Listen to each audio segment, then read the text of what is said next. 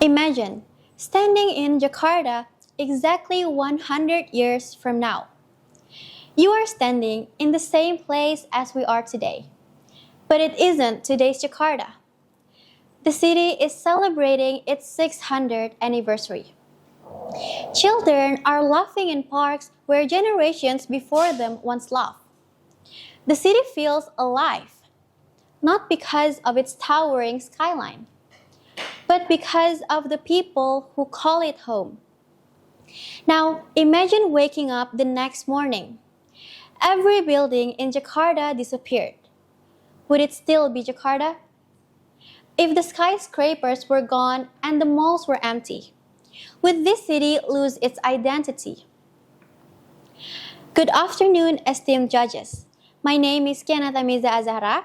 It is truly an honor for me to be able to speak here today. I stand before you today not only as a student, but as one of millions of young people who will decide what Jakarta's future will look like.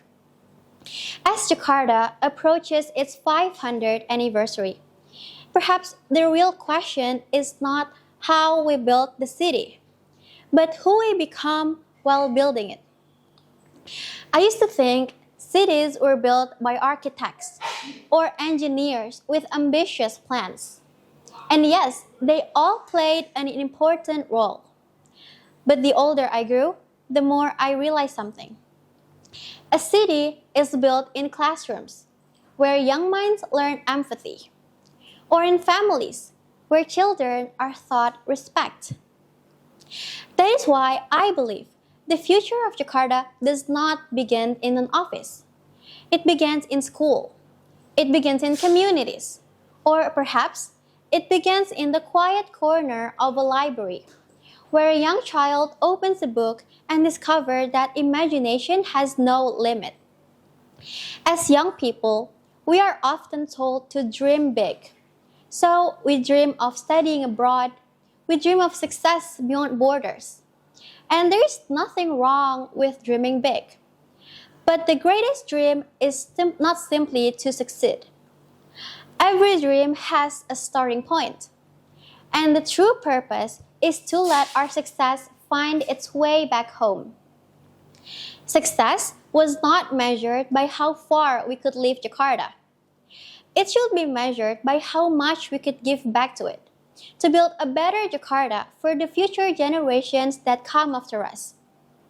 So that one day, another child will grow up in Jakarta that is kinder, stronger, and prouder of its true identity.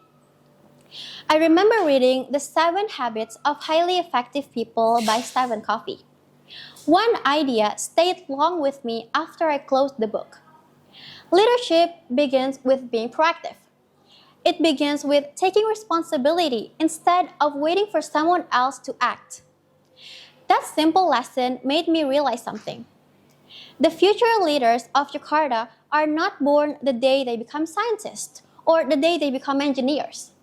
They are shaped much earlier, in classrooms, in libraries, in communities, and in the everyday choices they make. Because every young person who believes they can make a difference is already leading. And perhaps that is how every great city is built. Not only by visionary leaders, but also by ordinary people who choose to lead through their actions. So today, I'm not asking you to become superheroes. I'm not asking you to solve every challenge Jakarta faces. I'm only asking you to make one choice, to lead right where you are. Because the future of Jakarta will be written by millions of people who choose to do one small act at a time. Now imagine that little child again, 100 years from now, looking around Jakarta, smiling, without knowing everything they see today was shaped by the choices we make tomorrow. Now let me ask you a simple question. When Jakarta celebrates its 600th anniversary, what do you hope the future generation will thank us for? Jakarta turning 500 is not the finish line.